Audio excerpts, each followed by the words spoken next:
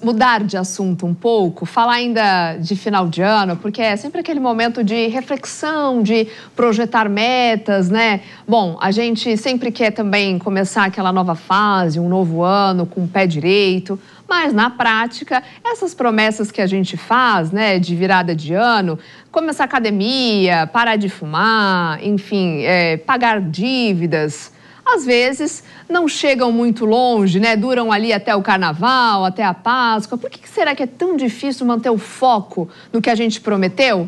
Hoje a gente vai conversar com o Yuri Buzin, que é psicólogo, mestre e doutor e também em neurociência cognitiva, para a gente entender como criar metas mais realistas e que a gente consiga, né, organizar para manter a motivação ao longo de todo o ano. Yuri, seja muito bem-vindo aqui ao Morning Show. Obrigada pela sua participação. É possível virar o ano com promessas que a gente consiga cumprir ao longo dele, assim, não deixar janeiro acabar e aí as metas já acabaram junto? Muito obrigado pelo convite. É obviamente super possível. É que geralmente a gente faz as metas de uma maneira muito errada. A gente pensa sempre no objetivo final e a gente nunca pensa em responder como que a gente vai chegar naquele objetivo.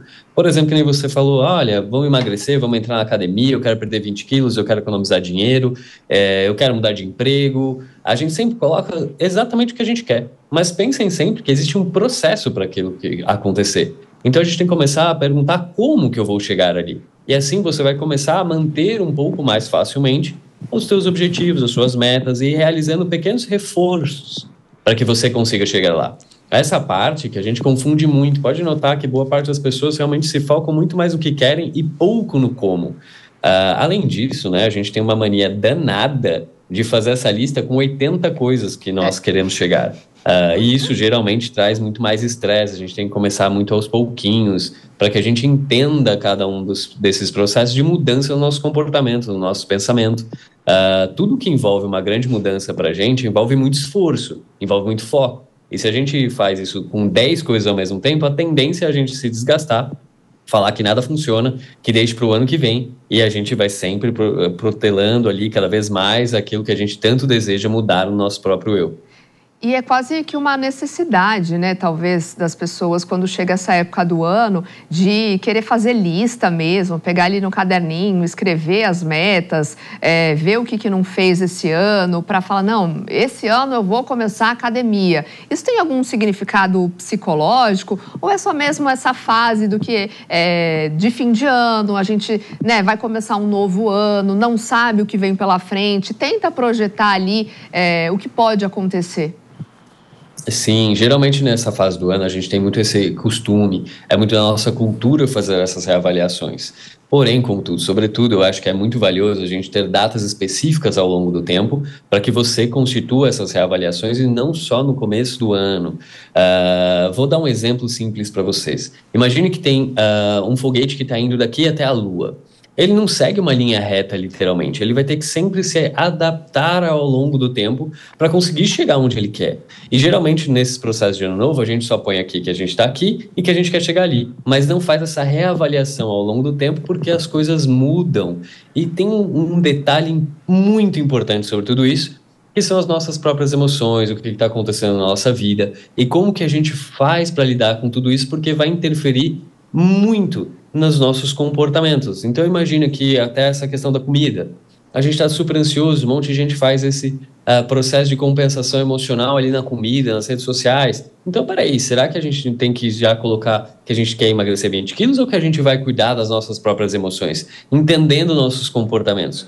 Até eu constituí um método chamado método PRO, que é a psicoterapia de reforço objetivo, que a gente faz todo esse processo junto com todos os pacientes, aonde a gente consegue ter mais clareza do que está acontecendo no comportamento, quais são as interferências emocionais, como que a gente toma uma decisão, ou seja, a gente vai deixar para trás um comportamento antigo, iniciar um novo, como que a gente vai ter ações, que é onde tudo acontece mesmo, né? Porque antes é sempre um processo de pensamento, mas depois a gente tem um processo comportamental mesmo, que é a efetivação daquilo que a gente deseja. Então a gente tem que ir gradativamente reavaliando e seguindo novos cursos para chegar onde a gente deseja, que é o bem-estar ou aquele objetivo que a pessoa tanto quer. Até porque, né, Yuri, o que faz sentido agora talvez não seja tão importante daqui 2 meses, né? Pode mudar, enfim, você pode mudar de emprego, pode encontrar uma pessoa, enfim, tá solteira e começar um relacionamento, enfim. Então, as coisas mudam. Por isso, talvez seja mais viável não pensar nesse foco total, quero fazer tal coisa, e pensar no processo, focar mais no processo de como as coisas, como você pode chegar até esse objetivo? O processo é onde mora sempre o grande sucesso. Então, a gente tem que sempre avaliar com bastante clareza o que a gente faz, por que a gente faz, como a gente faz, quais interferências estão rolando, porque a vida ela não é uma constante, ela é literalmente imprevisível. Tudo pode acontecer ao longo do nosso tempo, a gente pode do nada ter uma grande mudança de vida, que todas as nossas esferas de vida são balançadas. Mas a gente entender aquilo que é bom para nós, isso é valioso. O que eu quero fazer para minha própria evolução, quanto que eu quero ler, por exemplo, esse ano, que é uma meta muito comum também, né, das pessoas. Quero ler mais, quero perder peso, quero matricular na academia, eu quero ganhar dinheiro, quero pagar dívidas e coisas do gênero. Não, vamos pensar sempre aquilo que nos traz muitos benefícios. Então, puxa, ler é uma coisa que te traz benefícios. A gente não tem que começar o comportamento falando assim, olha, eu quero ler um livro por semana. Não, eu quero ler uma página por dia. E tem um truque que eu acho magnífico com relação a essas grandes mudanças que a gente vai fazer ao longo do tempo, que é sempre parar a atividade ali enquanto a gente está empolgado com ela. E não quando a gente está exausto dela, que muita gente faz isso, tem uma intensidade enorme, aí fica exausto da atividade, nunca mais faz. Por quê? Porque entrou em exaustão. Então para pensar assim, puxa, eu vou começar a ler. Eu fui lá, li 2 páginas, estou com vontade de fazer mais, quero ler mais o livro. Pare, porque no dia seguinte você ainda terá essa vontade, você estará constituindo esse processo de prazer em cima daquilo. E não chegar à exaustão de ler todo o livro em uma semana ali e nunca mais quero ler nenhuma página, já li meu livro do ano e assim por diante.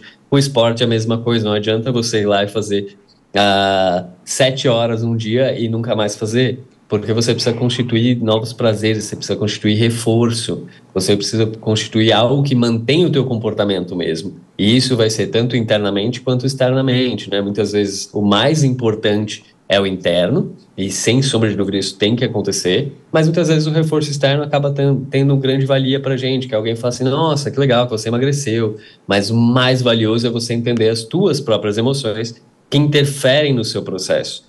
Porque cada uma das nossas emoções, por exemplo, quando a gente está triste, quando a gente está angustiado, quando a gente está nervoso, quando a gente está com raiva, vão fazer com que a gente tome decisões enviesadas por essas nossas emoções. E isso acaba abalando muito os nossos resultados. A gente tem uma ideia que a gente é sempre vinculado ao racional, mas não é bem assim. A gente é muito mais vinculado ao emocional, e até que nem a gente estava comentando aí, vocês estavam comentando sobre as músicas de amor, das memórias. Isso é uma coisa magnífica que nós temos, que a partir de memórias a gente consegue sentir as emoções. A gente consegue relembrar e como se a gente estivesse naquele momento. Só que isso funciona tanto para o passado quanto para o futuro, né? Então a gente tem essa capacidade magnífica das nossas emoções que vão interferir todo santo dia na gente. E elas interferem nas nossas decisões, elas interferem nas nossas ações, nos nossos comportamentos. E as dores que nós sentimos, como por exemplo a dor de amor, vão afetar todas as nossas esferas, assim como a felicidade do amor, que eu acho que é a emoção que a gente tem, que ela é a mais magnífica, que ela entra em todos os polos de uma intensidade muito grandiosa e muito poderosa. Então a gente vai sempre sendo, de alguma forma, influenciado. Então olha sempre para vocês, faça a lista, porque ela é magnífica, mas sempre coloque o como nessa lista. Essas 12 etapas que a gente constitui aqui dentro da clínica, a gente sempre aplica o método em todos os pacientes, são mais centenas de pacientes que já passaram com a gente aqui, que usufruem muito do método, tem o livro também. A gente acaba mostrando todo este processo para a pessoa, para que ela chegue no bem-estar dela, independente daquilo que ela escolha, porque isso é individual. O que a gente vai fazer é só dar uma grande ajuda para entender um processo de uma grande mudança e se libertar das amarras, literalmente, das correntes emocionais que nos prendem muitas vezes, principalmente pelo medo. Tem pergunta, né, Pepe? Não, tem uma pergunta, Yuri. Tem um ponto interessante nesse final de ano que as pessoas ficam naturalmente mais reflexivas, né? E começam a olhar para trás e ver se de fato as promessas e as metas que elas criaram no ano se efetivaram ou não. e começa a olhar para o futuro. Você colocou um ponto que eu acho fundamental, né? Aquelas metas que você tem um momento de prazer, né? Ler um livro. No começo está prazerosamente lendo o livro, é melhor parar do que ficar forçando e acabar aquele prazer. Mas tem metas, por exemplo, que não são tão prazerosas assim. Por exemplo, vou comer melhor, vou emagrecer, né? Vou para academia. Essas metas, por exemplo, para mim, por exemplo, não é nada prazerosa, né? Então, eu queria entender de você o seguinte, o que a gente faz para conseguir cumprir as metas não prazerosas e qual que é a função de você criar metas reais, né? Não metas impossíveis, para você não desanimar no meio do caminho e no meio do processo.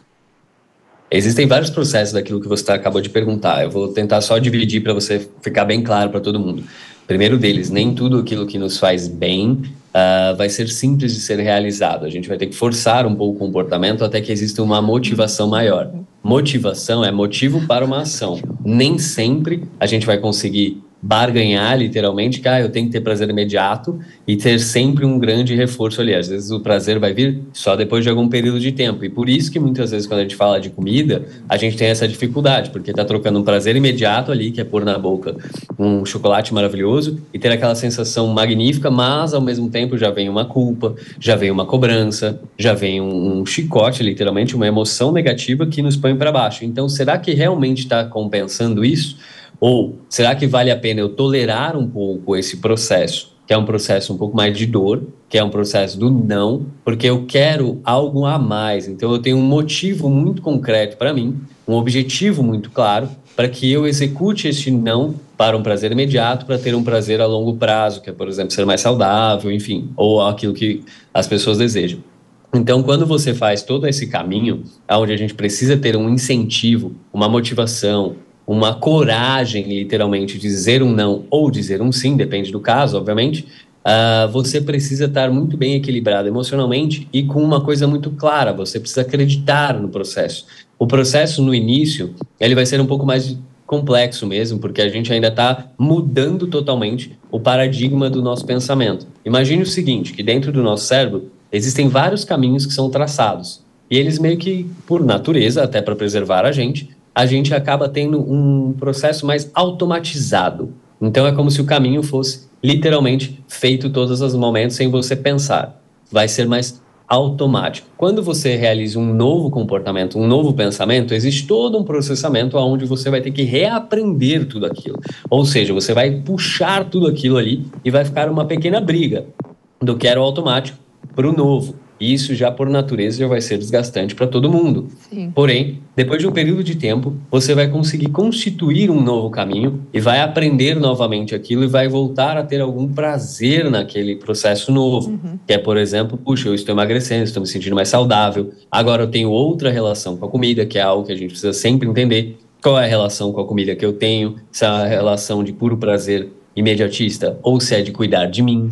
Eu, por exemplo, perdi mais de 30 quilos há mais de 12 anos atrás. Então, essa relação era uma relação distinta que eu tinha com a comida. E hoje eu tenho uma relação com a comida muito diferente, onde eu entendo o processo que eu estou cuidando de mim. E se eu perguntar para você, será que você está cuidando de você? Será que você está se colocando em primeiro lugar? Quais as suas emoções que você está sentindo? Yuri, desculpa te cortar rapidinho, eu preciso encerrar para a rádio, nos despedir aqui do pessoal da rádio que segue agora com a programação musical. Obrigada, gente, até amanhã. Desculpa te cortar que a gente ainda tem essa questão para despedir do pessoal da rádio, pessoal da televisão e também aqui do YouTube. Só concluir seu pensamento para a gente encerrar? Claro. Então, sempre faço não dá. Assim. O diretor já está falando que não dá tempo, Yuri. Desculpa, viu? Mas, obrigada. A gente conseguiu esclarecer e tirar algumas dúvidas aqui dessa época do ano que o pessoal está cheio de metas e desafios para o ano que vem. Obrigada pela sua participação mais uma vez aqui conosco. E excelente ano novo também para você. Para vocês também. Qualquer coisa é só me chamarem. Combinado. Obrigada, hein?